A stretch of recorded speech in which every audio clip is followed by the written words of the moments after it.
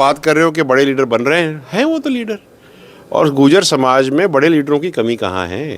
सवाल ये है कि नरेश मीणा जब तक जेल से बाहर आता है कि क्या लोगों का प्रयास ये है कि उसके द्वारा जो ये बन गया उसको एनकैश कर लिया जाए, क्योंकि नज़र कुछ इसी तरीके का है। भैया अगर आपको ऐसा, आप तो जर्नलिस्ट हैं, अगर आपको ऐसा नज़र आ रहा होगा तो सही ही होगा। नरेश मीणा राजनीति की एक धुरी बन गए हैं राजस्थान में। देखो, पॉलिटिक्स जितना मेरे को समझ में आता है तो it is a continuous process, और चीज़ें होती रहती हैं, बदलती रहती हैं, तो ये भी एक बदलाव है। मेरा एक तो आपके माध्यम से पूरे राजस्थान के लोगों की निवेदन मेरा ये है कि जाओ तो सही, मिलो तो सही, ये आप ही के भाई बहन हैं, अलग नहीं है। इट इज़ इम्पॉर्टेंट कि अगर आप एक ही परिवार के लोग हो, एक ही राजस्थान के लोग हो, तो जाके हाथ तो पकड़ो, ये अछूत नहीं है। आप किसी को, किसी व्यक्ति विशेष को, एक गांव को जिसमें हादसा हो गया हो, उसको इस तरह छोड़ नहीं सकते। समरावता, देवली उनियारा और नरेश मीणा, राजस्थान में अब तक इनको कोई भूला नहीं है। उपचुनाव के अंदर जिस तरीके से यहाँ पे प्रदेश के अंदर तांडव हुआ वो सबको याद है। लेकिन अब वो नरेश मीणा को गिरफ्तार करके जेल में भेज दिया गया है, लेकिन नरेश मीणा के नाम पर यहाँ जो राजनीति है वो निरंतर रूप से चल रही है। नरेश मीणा ने यहाँ जो एक प्लेटफॉर्म तैयार किया, उस प्लेटफॉर्म को अब हर राजनीतिक दल जो है वो उसको अपनी तरफ लाने में लगा हुआ है, उस यूथ को अपनी तरफ लाने में लगा हुआ है। ये देखने को मिला कि समरावता के अंदर एक बड़ी पंचायत की गई, प्रहलाद गुंजल पहुँचे, उसके अंदर आंदोलनों की बात की गई, बहुत कुछ करने की बात की गई, और कैसे भी करके अब उस चीज़ को अपने साथ लेके आने का प्रयास किया जा रहा है। हम आपको बता दें कि 38 लोगों की ज़मानत हो चुकी है। नरेश मीणा की ज़मानत पे अब तक कोई फैसला नहीं हुआ है। नरेश मीणा जेल के अंदर हैं, लेकिन इस पर राजनीति निरंतर रूप से सक्रियता के साथ में की जा रही है। राजस्थान में बड़े लोगों की और बड़े ओपिनियन की अगर बात की जाए तो वो लोग प्रयास कर रहे हैं कि राजस्थान में एक बार फिर मीणा गुर्जर कॉम्बिनेशन जो है उसको बनाया जा सके और उस कॉम्बिनेशन के आधार पर इन चीज़ों को आगे बढ़ाया जाए। आज इसी विषय पे बातचीत करने के लिए मेरे साथ मौजूद हैं विजय बैसला। विजय बैसला सबसे पहले वहाँ पहुँचे थे समरावता, लोगों के लिए चिकित्सीय व्यवस्था करवाई थी, लोगों के दुख दर्द को बांटा था, और उसके बाद में लाइन लग गई थी नेताओं की जाने की समरावता, और लोगों ने अब तो वहाँ पे बैठकों के दौर भी शुरू कर दिए हैं, बड़ी बड़ी पंचायतें होने लग गई हैं। बैसला साहब, कैसे देखें नरेश मीणा राजनीति की एक धुरी बन गए हैं राजस्थान में? देखो, पॉलिटिक्स जितना मेरे को समझ में आता है तो it is a continuous process, और चीज़ें होती रहती हैं, बदलती रहती हैं, तो ये भी एक बदलाव है। हाँ, जो हुआ, जो लीगल सिस्टम का प्रोसेस है उस पर तो मैं कोई टिप्पणी करूँगा नहीं, वो तो जो होना है वो तो होगा। What is more important to see is that जो गांव में जो हालात रहे जब मैं वहाँ गया, तो उसकी जांच तो होनी चाहिए भाई, because it was not a very good sight to see. दूसरी बात ये है कि जो निर्दोष हैं, जैसे आपने बताया 38 लोगों को जमानत भी मिल गई है। कुछ लोग, जब मैं गया था तब भी लोगों को छोड़ दिया गया था, तो the law will take its own due course, but in the whole process ऐसा होना नहीं चाहिए था। I think it could have been handled a bit differently, but जो भी हुआ हुआ। नेट ऑफ ये है कि as politics is a continuous process, पानी तो चलता ही रहेगा, बहता रहेगा, और लोग उस पानी में अटकलें भी करते रहेंगे और बूंदे भी छिड़काएंगे इधर उधर, तो चलेगा ये प्रोसेस। जैसा आपने जो बात रखी कि गुर्जर मीणा वाली जो बात है, आपको मैं बता दूं कि गुर्जर मीणा में डिफ्रेंशिएशन ही नहीं है। अगर आप हमारे जिस तरफ मेरा गांव है, हम टोडा भीम विधानसभा से हैं, और हमारे गांव के बगल में मीणाओं के गांव हैं, कोई फ़र्क ही नहीं है। जैसे मैं हर बार कहता हूँ, कुआं तो वही है, पानी वही पीते हैं सारे के सारे। लोग बाग अपनी विचारधारा से, अपने पर्सनल बेनिफिट्स के हिसाब से, या जो लार्जर बेनिफिट्स हैं उसके हिसाब से उसमें स्प्लिट करने की कोशिश करते हैं, जो कि है नहीं। हाँ, ये बात ज़रूर है कि जब आरक्षण की लड़ाई हुई थी तब ये स्प्लिट बहुत वाइड हो गई थी। ये भी पॉलिटिकल रीजंस की वजह से हुई थी। Some people had gone ahead और एक रिफ्ट बनाने की कोशिश करी, जो कि गलत था उस समय, लेकिन क्या करें, जो हो गया हो गया। अब हिस्ट्री जो है उसको तो बदला नहीं जा सकता, केवल उसको ठीक किया जा सकता है। एज वी मूव अहेड तो ठीक होगा। नहीं, आपने कहा कि गुर्जर मीणाओं के अंदर कोई विवाद है ही नहीं। मैं मानता हूँ उस चीज़ को कि विवाद नहीं होगा, पर गुर्जर मीणा एक साथ आए ये देखने को मिला कब, जब एक हवा चली कि सचिन पायलट को मुख्यमंत्री बनाया जा सकता है, बन सकते हैं, तो गुर्जर और मीणा एक साथ आए, कांग्रेस को एक सपोर्ट मिला। आज कहीं ना कहीं नरेश मीणा को अगर मैं देखता हूँ तो नरेश मीणा, मुझे नज़र आता है कि नरेश मीणा एक धुरी बन गया। उस व्यक्ति ने जो भी किया, पहले कांग्रेस की अगर बात की जाए तो कांग्रेस को उम्मीद ही नहीं थी कि नरेश मीणा इतना बड़ा कुछ कर सकता है। नरेश मीणा आज एक धुरी बन गया है और वो धुरी के इर्द गिर्द अब राजनीति चालू हो गई है और गुर्जर मीणा को साधने का प्रयास किया जा रहा है। मेरा सवाल ये है कि प्रहलाद गुंजल वहाँ जाते हैं, प्रहलाद गुंजल वहाँ पे एक बड़ी बैठक करते हैं, क्या प्रहलाद गुंजल गुर्जरों में एक बड़े नेता बनने की दिशा में उभर रहे हैं या उनको बनाने के लिए कहीं से पीछे से कोई पुश किया जा रहा है? देखो, प्रहलाद गुंजल जी गुर्जरों में बड़े नेता हैं, बस इसमें कन्फ्यूजन किस बात का है? प्रदेश स्तर मैं बताता हूँ, वो हमारे संघर्ष समिति के मेंबर भी रह चुके हैं पहले। कई जगह विचार मिलते थे, कई जगह विचार में फ़र्क होता था। ये तो रहेगा, जब एक घर में 4 लोग बैठेंगे तो लोगों के विचार सब एक जैसे तो नहीं हो। लेकिन एक बात का ध्यान रखना, घर एक ही है, व्यक्ति अलग अलग हो सकते हैं, घर एक ही है। तो उसी घर में से एक व्यक्ति मैं हूँ, एक प्रहलाद गुंजल जी हैं, एक हमारे चांदना जी हैं, एक सचिन जी हैं, एक हमारे राजेंद्र गुर्जर जी हैं। ये सब हमें एक ही घर के लोग बाग हैं। और जो आप बात कर रहे हो कि बड़े लीडर बन रहे हैं वो तो लीडर, और गुर्जर समाज में बड़े लीडरों की कमी कहाँ है। और लेकिन एक बात मैं आपको यहाँ भी कहूँ कि जितने भी लीडर हैं, ज़्यादातर मतलब 90% गुर्जर आरक्षण संघर्ष समिति से निकले हुए हैं। तो घर एक ही है। अब क्या है कि घर से बाहर निकल गए लोग बाग, अपने अपने दिशा में चले गए, अच्छी बात है, and I wish them all the very best. But yes, he is a good leader, he is a big leader, and I wish him all the very best. आपने कहा बड़े नेता है, मैं इसमें एग्री करता हूँ, सब बड़े ही नेता है, फिर नरेश मीणा की आवश्यकता क्यों पड़ रही है? ये तो इंसिडेंट्स हैं। अब इंसिडेंट्स को वो अमुक पार्टी से हैं, जो मीटिंग हुई उसमें ज़्यादातर तो कांग्रेस पार्टी के ही लोग थे। तो मैं तो इसको इस तरह से देखता हूँ कि it was a meeting of a party to put forward their party's point of view, which is fair enough. ठीक बात है, वो अपनी बात रखिए। हम लोग डेमोक्रेसी में हैं, डेमोक्रेसी में हर एक व्यक्ति का अपनी बात रखने का तरीका अलग हो सकता है, बात रखने की अपॉर्चुनिटी पूरी है और वो रखेंगे। नहीं, आप कह रहे हो कि पार्टी मीटिंग थी, वहाँ तो महापंचायत का नाम दिया गया। देखो साहब, ऐसा है, आप उसको महापंचायत का नाम दे दो, मीटिंग भी तो महापंचायत ही होती है, पंचायत होती है और महापंचायत होती है। गांव के पटेल एक जगह बैठते हैं, वो भी तो मीटिंग ही, अंग्रेजी में मीटिंग कह लो, गांव की भाषा में पंचायत कह लो, और हिंदी में उसको बैठक कह लो, नाम कुछ भी दे दो। देसी भाषा में पंचायती कह लो, पर इस पंचायती की धुरी में तो नरेश मीणा नजर आ रहा है। देखो भाई साहब, हर चीज़ में कैटलिस्ट होता है। तो नरेश मीणा राजस्थान की राजनीति में आपको कैटलिस्ट नजर आ रहा? जब सबके सब उसकी चर्चा करेंगे तो कैटलिस्ट ही हो जाएगा ना साहब। कैटलिस्ट वो व्यक्ति होता है जो किसी भी इक्वेशन में, किसी भी थर्मोडायनेमिक इक्वेशन या किसी भी इक्वेशन में, प्रोसेस में वहाँ बैठ जाता है और उसको कुछ हो नहीं रहा होता और वो सब कुछ को ठीक कर देता है या गलत कर देता है। तो एफर्वेसेंस का समय है, नेसेंसी बहुत ज़्यादा है। People will look at opportunities to make a point which they are doing. But मेरा इस पूरे प्रोसेस में, अगर आप मुझसे मतलब पर्सनली अगर मेरे लेवल पे पूछो, तो मैं तो ये चाहूँगा कि जिन लोगों के घर टूटे, जिन लोगों को नुकसान हुआ, उनकी भरपाई उन्हें मिले, उनको न्याय उन्हें मिले। जिसने गलत किया उसको टांग दो साहब, कोई इसमें दो राय है ही नहीं। लेकिन जिसने कुछ गलत ही नहीं किया, उसका क्या, उसके लिए कुछ करना चाहिए, ये मैं मानता हूँ। और आप पूछिए और क्या पूछना है। आप मानते हो, मैं भी वही मानता हूँ कि जिन्होंने कुछ नहीं किया उनको न्याय मिलना चाहिए, जांच होनी चाहिए। अब सवाल फिर लेकिन वहीं अटका पड़ा है।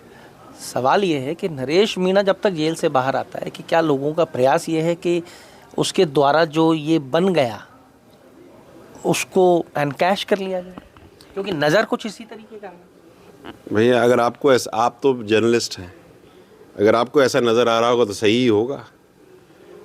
क्या है कि अपॉर्चुनिटी आती है, लोग उसको मैक्सिमाइज करने की कोशिश करते हैं। मैं तो सबसे यही कहूँगा संजीदा रहें, इमोशंस को ज़्यादा फायर ना दें, क्योंकि किसी का कुछ जाएगा नहीं, नुकसान बड़ा हो जाएगा। लोग बाग आएंगे, अपनी बात कहेंगे, चले जाएंगे। पीछे जो रह जाता है ना, वही असल में यथार्थ रहता है। जैसे आज आप ये देखिए, समरावता में इतना कुछ हुआ, सब चले गए, रहा क्या? दर्द, टूटे घर, जली गाड़ियाँ, लोग भाषणबाजी करके चले गए, रहा क्या? हमें क्या हो रहा है इस पे विचार नहीं करना चाहिए। जो हम कर रहे हैं उससे क्या होगा, उस पे विचार करना चाहिए। और एक संजीदा राजनेता हो, एक पॉजिटिव माइंडेड लीडर जो होता है, या फिर futuristic, forward minded, forward opinionated जो व्यक्ति होगा, वो इस चीज़ की चिंता ज़रूर करेगा। इतना मेरा मानना है। समरावता के लोग आपके टच में हैं क्या आज? हाँ, बात होती रहती है मेरी उनसे। क्या स्थिति है, क्या बात होती है? वो यही बार बार न्यायिक जांच की ही मांग कर रहे हैं, और कुछ गाड़ियों की डिटेल उन्होंने दे दी है, उसके मुआवजे की बात चल रही है।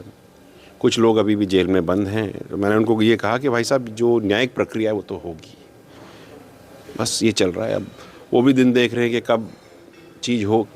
बाढ़ आती है ना, घर ढह जाते हैं, फिर लोग फिर से अपना घर बनाना शुरू करते हैं। तो स्थिति आज की तारीख पे वही है समरावता की। और मेरा एक तो आपके माध्यम से पूरे राजस्थान के लोगों की निवेदन मेरा ये है कि जाओ तो सही, मिलो तो सही। ये आप ही के भाई बहन हैं, अलग नहीं है।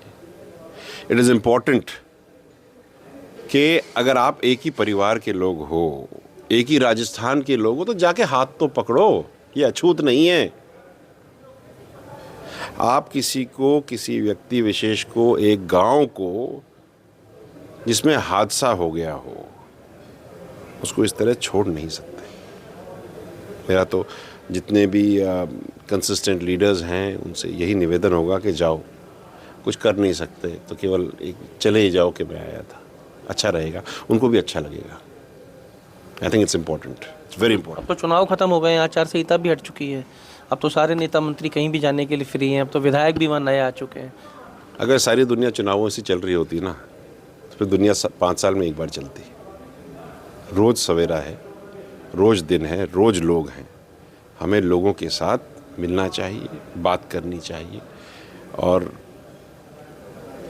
हम कदम होना चाहिए, बहुत ज़रूरी है, बहुत ज़रूरी। वो क्यों नहीं जा रहे हैं लोग? इस बारे में मैं कोई टिप्पणी नहीं कर सकता साहब, क्योंकि मैं उनके जूतों में नहीं खड़ा हुआ। आप चले गए, आप क्यों गए थे? हर चीज़ बाद में है, सबसे पहले इंसानियत होती है साहब। We are human beings. किसी को पीड़ा में देखोगे तो आप रुक जाओगे क्या? अगर आप गाड़ी से जा रहे हो, किसी का एक्सीडेंट हो जाए, गाड़ी रोकोगे नहीं क्या? ये तो एक्सीडेंट नहीं, ये तो भचीड़ थी। आप जाओगे नहीं क्या? अगर आपके घर में ये हो जाए तो आप उम्मीद नहीं करोगे आपका पड़ोसी आपके पास आए। जो व्यक्ति आपसे रोज रामा श्यामा करता हो, वो आप उसके साथ बात करो। कम से कम कुछ, जब कोई व्यक्ति इस तरह की स्थिति में होता है ना, तो अगला बंदा आकर के कुछ नहीं कर सकता, लेकिन केवल ये उसका आना यही बात है कि मैं हूँ, जरूरत पड़े तो मैं खड़ा हूँ, ढाढ़स बांध। मृत्यु के बाद हम इतनी सारी वो फेसबुक ट्वीट्स करते हैं कि ढाढ़स बांध के आया साहब, कर तो कुछ नहीं सकते ना, ढाढ़स तो बंधाना पड़ेगा। भाजपा के कैबिनेट मंत्री डॉक्टर किरोड़ी लाल मीणा निरंतर रूप से गए, लोगों के लेके आए हैं, डेलीगेशन को लेके आए हैं, अच्छी बात है ना, मुआवजे की बात कराई है, अच्छी बात है। बट केवल एक ही थोड़ी है, इतने सारे लीडर्स हैं। पार्टी इसमें कोई मायने नहीं रखती। जो हो गया, आगे क्या, इसके ऊपर हमें विचार करना चाहिए। कांग्रेस के जो मीणा लीडर्स हैं वो वहाँ नहीं जाते देखे गए, क्या लग रहा है आपको उसके पीछे? क्या मतलब, क्या डर है क्या, या कोई भय है क्या, या गलती का आभास हो रहा है क्या? नरेश मीणा को उस टाइम पे अंडर एस्टिमेट कर दिया था। देखो साहब, मेरे को तो पता नहीं, लेकिन लोग बाग जो मैंने सुना है वो ये कहते हैं कि साहब वो पहले स्टेटमेंट कुछ और दे दिए थे, इसलिए नहीं जा पा रहे। अब मेरे क्या स्टेटमेंट दिए क्या नहीं दिए मुझे ध्यान नहीं है, लेकिन वहाँ के लोग इसलिए कह रहे हैं। तो ये मेरा जो सुनने में आया, ये मेरा ओपिनियन नहीं है, ये ओपिनियन मैंने सुना है लोगों को चाय की थड़ियों पे बात करते हुए। तो हो सकता है ये कारण हो सकता है कोई दूसरा कारण हो, लेकिन हाँ जाना चाहिए भाई, जाति के लोग हैं, घर के लोग, जाना चाहिए। इन लोगों ने ये भी कहा कि हमारा तो क्षेत्र अलग अलग, उससे क्या फ़र्क पड़ता है? जब शादियां होती हैं तो विधानसभा में थोड़ी होती है, विधानसभा के बाहर भी तो करते हो, रिश्तेदारियां तो बनती ही हैं यार, अपने आदमी हैं। चलो जातियां हटा दो इसमें से, राजस्थान के तो हैं, जाना चाहिए, मेरा मानना जाना चाहिए, बाकी अगले का ऊपर जाए नहीं जाए। बैसला जी, आप बड़े ही खुल के जवाब दे देते हो, इसलिए एक आखिरी सवाल आपसे पूछ रहा हूँ। नरेश मीणा, आपने कई बार चर्चा कर ली, कैटलिस्ट के रूप में तो नज़र आ रहा है। ये नरेश मीणा इस राजस्थान के अंदर आपको भी एक उभरता हुआ चेहरा नज़र आ रहा है क्या? क्या इस नरेश मीणा के इर्द गिर्द, इसकी धुरी पे राजस्थान की राजनीति घूम सकती है क्या? क्योंकि अगर गुर्जर मीणा एक साथ आते हैं तो राजस्थान में लगभग 50 से ज़्यादा विधानसभा सीटों के ऊपर फ़र्क डालते हैं। हाँ, पूरी राजस्थान में फ़र्क डालते हैं, ज़्यादा ही डालते हैं, ज़्यादा डालते हैं। आपके साउथ राजस्थान तक फ़र्क पड़ता है, ख़ास करके आपका जो जैसे हमारे ना एमबीसी समाज में केवल गुर्जर ही नहीं आते, आपके रायका रेवाड़ी भी आते हैं। तो अगर आप डूंगरपुर, बांसवाड़ा, प्रतापगढ़ की बात करें तो वहाँ के बेल्ट में लबाना बहुत है। तो ये बात आपकी ठीक है, from a political quantitative perspective, हाँ अगर हम समीकरण देखें तो हाँ बहुत अच्छी बात है, होना चाहिए। और दिक्कत क्या है, जब पानी एक ही पीते हैं तो फिर मटकी एक भी तो हो सकती है। अच्छी बात है, होना चाहिए, सबको मिलके काम करना चाहिए। हाँ फ़र्क पड़ेगा, अगर ऐसा होता है तो फ़र्क पड़ेगा, और होना क्यों नहीं चाहिए? जिन लोगों ने ये दरारें बनाई वही लोग इस दरारों को अपने इलेक्शनों में पाटने के लिए बात करते रहे, तो भैया कहीं ना कहीं तो समझ में आया ना, लोगों को गड़बड़ कर दी। अब वो गलती सुधारने के प्रयास कर रहे हैं। मैं तो शुरुआत से ही कहता आ रहा हूँ, अलग नहीं है। और अगर दोनों मिलेंगे इसके साथ, देखो पॉजिटिविटी के साथ मिलेंगे, और जबकि हैं ही, जैसे आपने बताया, जब इलेक्शंस होते हैं तो वोट करते ही हैं एक अच्छे कैंडिडेट के लिए। अगर लीडर्स, बाकी लीडर्स उनको, उनके माइंड को पॉल्यूट ना करें किसी व्यक्ति को लेकर के, तो हाँ फ़र्क पड़ेगा। नरेश मीणा, हाँ he is a good guy. अब उन्होंने जो उनके साथ इंसिडेंट हुआ, जो इंसिडेंट उन्होंने करा, जो भी हुआ उसका तो वो जो लीगल पार्लेंस में जो होगा वो तो होना ही होना है। But I believe that it will be a interesting time to see, it will be an interesting time to see. And I believe that the youth, जैसे मैं आपको थोड़ी देर पहले बता रहा था कि जो युवा है वो जो फर्स्ट टाइम वोटर होता है वो 4.5% होता है, सेकंड टाइम वोटर जो होता है वो भी 4.5% होता है मोटा मोटा। तो करीब 9% वोटर जो होता है वो किसी भी इलेक्शन में उस इलेक्शन को, उसके डिसीजन को चेंज करने में फेंस सिटर का काम करता है। जो थर्ड टाइम वोटर है वो तो लॉयलिस्ट हो ही जाता है। तो 18 से 28 उम्र का व्यक्ति, और उस व्यक्ति को चैनलाइज करने की अगर किसी में क्षमता है तो हाँ वो फ़र्क करेगा, वो फ़र्क करेगा। आपको नहीं लगता भारतीय जनता पार्टी ने नरेश मीणा को एनकैश करने में चूक कर दी या देर कर दी? I have no answers to this question. या एनकैश कर पाए, ये बता दी। ये मेरे लिए तो कोई कॉन्वर्सेशन की बात ही नहीं है। मैं भारतीय जनता पार्टी का मेंबर हूँ, पार्टी से मैं इलेक्शन लड़ा हूँ। पार्टी ने जो भी निर्णय लिए सही लिए, और जो निर्णय आगे लेगी वो भी सही लेगी। तो ये आप सुन रहे थे विजय बैसला को, जिन्होंने कहा कि विषय कुछ भी हो जाए लेकिन लोगों को इंसानियत नहीं छोड़नी चाहिए, मानवता नहीं छोड़नी चाहिए। जो नहीं पहुँचे हैं उनको एक बार पहुँचना चाहिए, इसी नाते पहुँच जाएं कि इंसान हैं, पड़ोसी हैं या प्रदेश के वासी हैं, उनकी पीड़ा समझने के लिए पहुँच जाएं। आज भी अपनी एक मांग के ऊपर अडिग हैं। इनका कहना है कि न्यायिक जांच जरूर होनी चाहिए। नुकसान हुआ है लोगों का, लोगों के साथ गलत हुआ है, वो चीज़ निकल के बाहर आनी चाहिए, नुकसान की भरपाई होनी चाहिए। हालांकि सरकार तक ये विषय पहुँचा है, सरकार क्या करती है ये देखना होगा। अब नरेश मीणा जो भी कानूनी दौर से गुजरना है वो होगा, लेकिन नरेश मीणा का आने वाला समय इंटरेस्टिंग होगा, ये कहना है विजय बैसला का। तो देखते हैं किस तरीके से इंटरेस्टिंग होगा। तो जुड़े रहिए हमारे साथ। अमर उजाला के लिए जयपुर से मैं आशीष। अमर उजाला जीवांजलि के सारथी की मदद लें और महाकुंभ में स्नान जरूर करें।